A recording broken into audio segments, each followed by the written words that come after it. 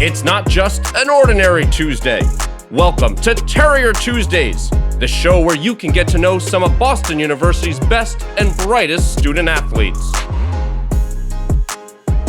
Welcome to another edition of Terrier Tuesdays. My name is Kevin Edelson. I'm pleased to be joined by Emily Tillo, former member of the Boston University golf team, former BU and Patriot League Woman of the Year, and former Patriot League champion. It's great to have you here, Emily. Thanks for having me. Good to see you virtually. Yes, absolutely. So we'll start off just kind of your life in general right now. I work at the PGA Tour. Just tell us a little bit about your position and what you do with the tour. Sure, yeah. So I'm a PR and Community Outreach Manager for the Players Championship. I took that role in December of 2019. Prior to that, have held various positions in the communications department within the PGA Tour. Actually started at the PGA Tour 5 days after graduation from BU, so pretty much hauled my stuff into boxes up Comm Ave with my mom to the UPS store, shifted back home, and then was back in my childhood bedroom 5 days later, and now just celebrated a little while ago, my 4-year anniversary with the tour, and it's been a great journey. Interned with the tour before my senior year at BU, and that solidified me wanting to work in that industry. So it's certainly been an up and down year. So the Players is the PGA Tour's flagship event, and it was canceled after the first round of play, and that's honestly seemingly when the world kind of turned upside down for a lot of us, and where it hit home for us locally in the Jacksonville, Northeast Florida area. And since then, we went through a 3-month break of no golf, and then fortunately enough, we were able to come back in June to play some competitive golf, and the ratings have been great, the competition's been great, and then we end our season next week with the Tour Championship. So definitely exciting times to have golf back and be able to do it safely. So it's ebbed and flow and ebbs and flows in terms of work, but been working from home, and things are starting to slowly reopen in terms of the gym at work and things like that. So excited to hopefully get back to normal soon once things settle down. Absolutely. And it's been great to be able to watch the tour and watch them be successful with their return to play. So take us through what sort of the day-to-day is like with your position there, both in normal times, pre-COVID, and then maybe some of how you've had to adjust what you and what the tour has been doing during this pandemic. Sure, yeah. So part of my role is really managing the year-round public relations, messaging, and I would say storytelling efforts too. So I love my job because no day is the same, and I get to work in the sport that has given me so much. And so it's really cool to be able to combine all those passions. So leading up to the tournament, I would say from November all the way through, the tournament's in March, from November all the way through March, it's more in reactive mode versus proactive mode in terms of answering media requests about stories or working with a local PGA Tour player on a story, getting him on the local news. So I've come to develop really good relationships with local media, but also we're tasked with making sure the Players becomes a recognizable event like the Kentucky Derby, like the Masters. Everyone in golf, even if you're not in golf, people think of the Masters as the biggest event. But me personally, I want people to think of the Players as the biggest event because it's the tour's gold star, essentially, of we try to do everything the absolute best with that tournament, from having the strongest field and the strongest competition to the iconic stadium course with the 17th hole. So my job is really to sell why people should come attend that tournament from all across the world and not just locally. But you still have to win your home game. So you still have to sell tickets locally and get people invested and bought in. So my job kind of involves, in a nutshell, telling stories about why you should come, but not just from a competition standpoint, from a non-competition standpoint too. If you have never seen a golf shot in your life, that's okay. You can come and still party and have a good time. So that's what's cool. And you kind of look at it with other big sporting events too. The Kentucky Derby, you don't have to really enjoy horse racing. You can just go there for the social aspect. So it makes my job fun because I'm basically trying to sell all aspects of the tournament. And then at the end of the day, net proceeds from our tournament go to charity. So in some ways it's a win-win-win because you're purchasing a ticket and then helping people in your community. So that certainly makes the job rewarding. I hope that answered your question. It's kind of long-winded, but it's fielding a lot of different requests and in some ways very similar to your role of no 2 days are the same, of what team you're working with and things like that. That's really great. How did it change for you with everything that's gone on? And obviously tournament happens every year, so you're certainly looking ahead. But how did your responsibilities shift with everything that went on? Yeah, so much of the month or two after the tournament was in some ways what we call recap mode. We still had to deliver value to our sponsors and show them what earned media we gave them, and closing out kind of the 2020 cycle, but also just looking for creative ways to say how we're still committed and invested in the community. And even though the tournament was canceled, one of the things I'll remember most is, and PGA Tour pro Billy Horschel, he University of Florida grad, lives in Ponte Vedra Beach, and there's probably about 20 PGA Tour players that live where the PGA Tour is headquartered in Jacksonville, just because you have the incredible facilities of TPC Sawgrass right there, and the weather's great all year round. It's hot now. I was just saying, we were just cracking up that you're wearing sweaters today, and it's brutal in August in Florida. But anyway, within hours of the tournament's cancellation, him and his family were packing up boxes, $700,000 worth of food that was left over from the tournament that was then distributed to Feeding Northeast Florida, which is a food bank and food agency that delivers it. So we really, and that's just an example of how we had to get creative of saying, look, things are different, times are different, but we are going to get creative in how we're going to continue to help the community. And so being able to tell stories like that, that's what makes the job so rewarding, is that you can turn something so bad and into something good. So it's certainly been, some weeks have been busier than others based on what players are doing in the community, what charities we're talking to. So my role involves kind of working and to look and mine for those stories.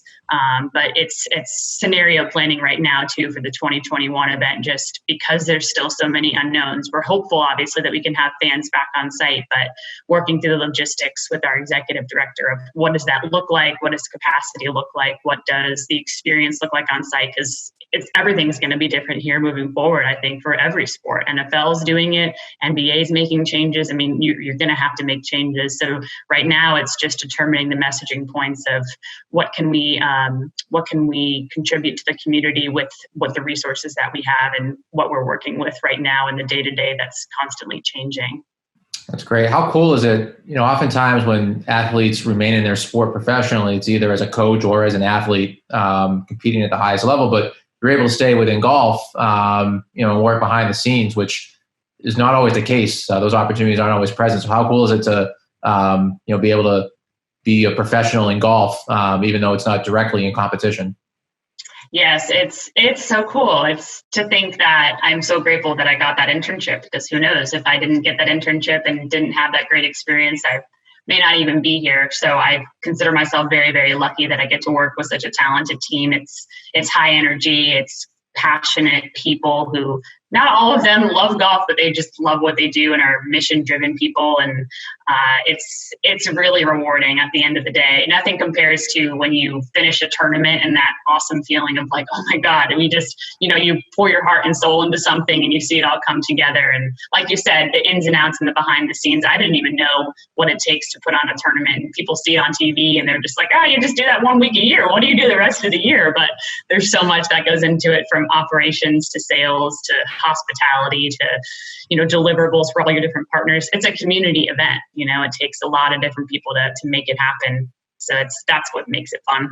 So you mentioned the 17th hole at TPC Sawgrass. Certainly, even if you're not necessarily a golf fan, that you probably are familiar with it. Have you ever played the 17th? What's funny? Yeah, I have. And just last night, I'll have to send you this picture. So my little brother is a rising junior at the Naval Academy. So Patriot League rival, but he's serving our country. So got to support him that way. He played the back nine of the stadium course for the first time. So staff get privileges during certain months of the year. And so I took him out. You do not want to know what either of us scored on the hole, but we got a good picture. So yes, I have played the hole. It's so cool because, you literally are walking where the pros walk, hitting where the pros hit. It's a 137-yard shot, but every time you get up there, it's pretty scary. But there's some epic sunsets and sunrises over that hole, especially sunsets because it faces kind of the northwest. So it never gets old. And yesterday, with no grandstands around it, it's hard to think like, God, 6 months ago, tons of grandstands around it, tons of people. it's kind of surreal, but it's a very peaceful hole when it's just you and the island green. That's so cool. How much golf are you able to play throughout the year? Obviously, you're working in golf, but have you been able to keep your game sharp and all that? I ebb and flow when it comes to playing golf. Sometimes I'll get these spurts where I play a ton and then I won't play a lot. So it kind of just varies based on the season leading up to busier parts of the year. I barely touch a club. I know people would be ashamed to hear that, but I still try to get in golf when I can. I actually played in a competitive tournament where my score actually counted for the first time since college this past June. So I played a ton of golf because I was so nervous. I was like, you cannot embarrass yourself. I practiced so much in April and May. So thank God golf courses in Florida were open during kind of the pandemic, and I was able to play safely. And so that was fun. It was good to get the competitive juices flowing again. But yeah, I don't know how we watched 36 holes in college, because now I'm just like, yeah, I'll hit 3 balls, warm up. Okay, go walk 9, call it a day. And now I'm like, how did we do 36 holes? So and on a regular too, like 36 holes wasn't just a one-off occurrence. I mean, that was consistently what you were doing for majority of these tournaments. I think people underestimate like how tiring 18 holes is, let alone playing 36. And I don't care how much golf you play or how good a shape you're in. I mean, it's pretty tiring. So I've always been impressed with how much golf that college athletes are able to play in such a truncated timetable. I know, mentally exhausting too, just when you're done. But yeah, I try to get out when I can, but not as much as I should. When you work in the industry, the joke is you don't play too much golf, but I have no excuse. It's in my backyard essentially. So let's talk a little bit about your time at BU, and you were an integral part of the program's history. Transitioning from the MAAC to the Patriot League, and the program really took off while you were here, and it culminated for you really in the 2015 Patriot League championship. What was it like to really be a part of the program's rise to where it is now, where it's one of the perennial powers in the conference? It's so cool, honestly. It's so amazing to see how much it's grown even since I've graduated. And it really started, I would say, with Kristina Pavlikova, who's back over in the Czech Republic. So hi, Kiki. She was a game changer in the program, and she came in and just dominated her freshman year. I remember when I came on my unofficial visit to BU, I went with her and sat in the question. It seems like yesterday, but it was so long ago. But she, and then Adela who followed me. When you're surrounded by better people, it just pushes you to be better. So it was incredible. I'll look back on, going to NCAA regionals, you came with us. It was an incredible experience. Just being able to represent BU on that national stage and scale, it's epic. So what we've been able to do, and then what the girls are doing since, I'm like, oh my God, would I even make the lineup now? They're so good. Hanako winning the Vietnam Women's Amateur by 20 strokes. Oh my gosh. Like it's so cool. It's so cool to see, whatever role you played, you were all part of that journey. And Bruce is just keeps getting, Bruce and his team just keep getting better and better in terms of the caliber of girls that they're bringing in, and cool to be a part of that evolution. Yeah, I was going to ask how much you're able to follow the team, because obviously you're very busy during the team's busy season, but it seems like you're certainly keeping tabs on the program, which is really cool. And how important is it for the alumni to stay in touch with the program, and how important was it for you personally to make sure that you were still involved once you graduated? Really important, because I think about how much BU gave me, and I want to be able to give back to the program in any way I can. And whether that's, through just sending them supportive texts, or I try to stay in touch with Bruce as much as I can. I still consider him a mentor, a second dad in so many respects. I miss our, we would go to the Starbucks pretty much right across from like Otto's Pizza, I think, right there on ComEd. We had some great chats there. So I miss our Starbucks chats. And it's just so important. Like I said, I think about how much BU invested in me and helped me grow and gave me so many opportunities. I want to make sure the current team is supported and knows that I'm rooting for them. And knows that I want them to break more records, and I think all my records are broke. Adela broke some of mine. It's just so cool to see each season and each cycle the team just getting better and better. I think it's important to stay connected and to stay involved, because that's how the program continues to get better. Your alumni ambassadors of the program, of the university, and I'm always proud to show off my Terriers and wear my Bees sack shirt in the gym still when people ask about it. I'm proud. I'm always proud to support BU. That's great. We'll close with this. Any favorite memories of your time at BU, whether it was on the golf course or off the golf course? I know I mentioned the Patriot League championship, and you mentioned some of your individual success. But is there anything that maybe stands out as something that's always going to be a cherished memory for you?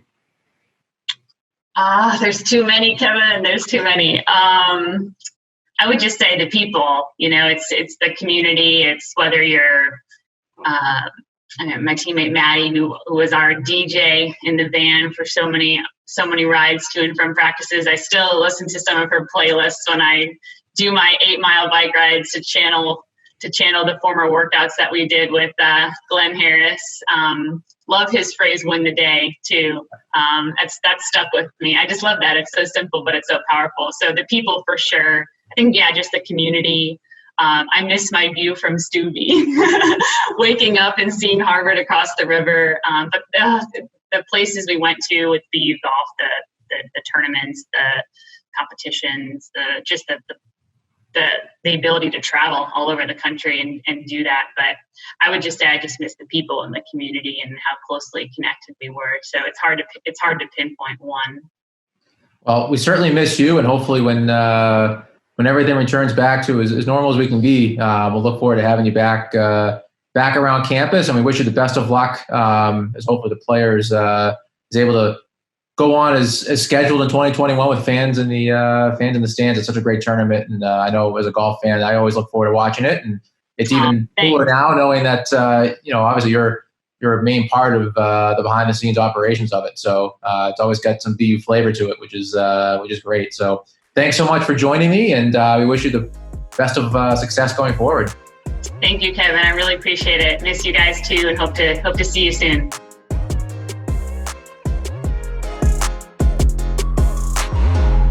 Thanks for tuning in to Terrier Tuesdays. Give us a follow on our social media accounts at BU Athletics on Twitter and Instagram for more content.